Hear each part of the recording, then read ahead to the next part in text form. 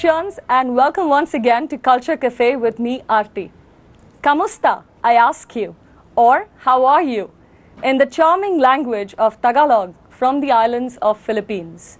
So defined by its teeming megacities and tropical landscape, I take you on a tour today to Philippines, or rather, we take you on a tour today to Philippines. With me today, I have the charming Carmina Mancenon from the capital city of Manila and Princeton University. She's currently interning with us. Welcome to the show, Carmina. How are you? Kamusta? Good. Mabuti naman po. Thank you. Okay, I will get back to that later. Okay, so I hear you've been to many countries. You're a travel bug. But I know you have a lot of childhood memories from Philippines, and you like to call Philippines home. So it's a collection of 7,000 islands. What is Philippines like for our viewers? Definitely, like you said, 7,000 islands. That, I think, shapes the entire country. Having Philippines as an island nation in itself keeps the culture within us, and I think a lot of us are very proud to be Filipino. And also, each island sort of has its own culture going on. So if you go up north, it's very different from going down south. You have different looking people depending on which part of the country you are in. And I think just for me, being Filipino is being very laid back, loving to laugh and smile a lot, which I find is similar to India. So are there many similarities between Philippines and India? And can you tell us a little bit, or a few similarities that you've noticed? How the driving is to begin with. That was my first introduction to how India is similar to the Philippines. But then also once I got to know more about the people and learn about the values that you guys have, like how you respect elders, for instance, and your family is sort of a very integral part of your life. Same in the Philippines. Like if you see an older person from your family or from another family that you're close to, you take their hand and then you put it to your head and say "Mano po." Okay, so how would you greet your elders? Because in India, we touch the elders' feet. Okay, so how do we do it in Philippines? So first I would take your hand, bow a little bit, and say, "Mano po," and then it's like a sign of respect and gratitude for you. Any other similarities? Yeah, so another similarity is the festivals that you guys have in India. But in the Philippines, it's similar as well. We have a lot of festivals. And actually, my favorite one is called the debut, which is basically celebrating yourself. Basically, when a woman turns 18 years old, they have a Coming Into the World festival, which is similar to the Spanish quinceañera.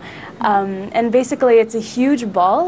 The girl wears a beautiful long dress, sort of like Beauty and Beauty and the Beast. Okay. So they have this thing called the 18 dances, and basically they have 18 boys who come up to them with a rose and ballroom dances with them, and everybody else ballroom dances. It's very, it's a bit pretentious, but it's a nice escape from reality, I think. It's a fairy tale-like festival. We love all fairy tale-like festivals. Okay. So moving on, a little more to know about Philippines from you. So all our viewers out there, I'm sure, know that Philippines was colonized by the Spanish for a long, long time.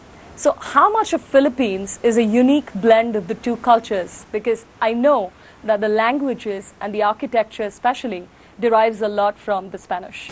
Definitely, that's totally true. I would actually say Philippines is an Asianized version of Spain, and that even our street names, my name, Carmina Aguilar Mancenon, sounds quite Spanish. Place names takes a lot of Spanish words, and definitely our language, like you mentioned.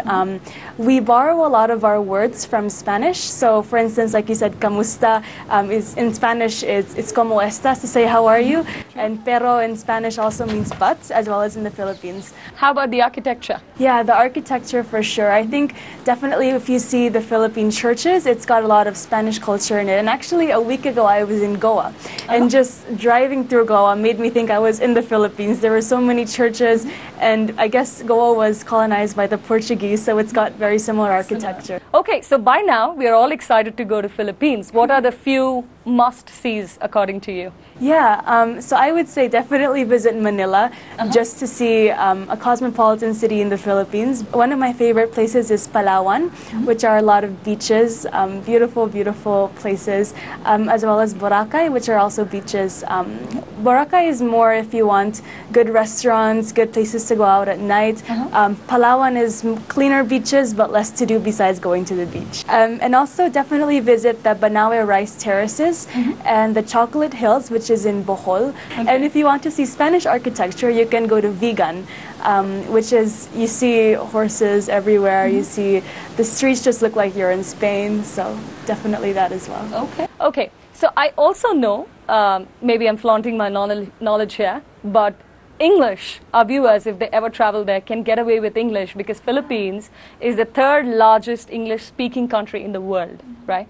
But how about leaving us with a few phrases in Filipino, or what's the language called? Tagalog? Tagalog. So definitely learn how to say kamusta. That's the first thing you say when you see a person. And Philippines is a country of a lot of love and flattery. So you should say ang ganda mo, meaning you're beautiful. Ang ganda mo? Thank you. And to the men viewers out there, you can say ang guwapo mo, which means you're handsome. Ang guwapo mo? Yes. Okay. And you can say mahal kita, which means I love you. Mahal? Mahal kita. Mahal kita. Yeah. Okay. And goodbye is just bye-bye or paalam. Salamat for those phrases. I'm sure it'll be very helpful for our travel enthusiasts out there. Could you also tell us some travel quirks or some fun facts that a traveler should watch out for while in Philippines? Definitely. So in India, you have the head bob, which confuses a few of us when we first arrive. In the Philippines, we have similar things. If somebody wanted to say yes to you, they might not actually nod their head. They might raise their eyebrows. Okay, so like this? Yep. Okay. You've got it. I've got it. And the other one is if somebody wants to point something out to you, like if I wanted to say that your earrings are cute, I would say, your earrings are cute. And I would just point to your earrings with my lips. Point to something with your lips? Yeah. So do you also give directions with your lips? Yeah, we actually do. Wow, so if I ask you in Tagalog, where is this church, you would point me out with your lips? Yep. Okay, all you men viewers out there, please note this could just mean pointing of directions and nothing else. Well, that definitely was a very, very helpful tip. Thank you very, very much for being with us here today, Carmina. Like I call her, she's the charming Carmina, and I hope she's charmed all of you by taking you on this trip to beautiful Philippines. Thanks for sticking around with us. Take care. Till next time. Bye-bye.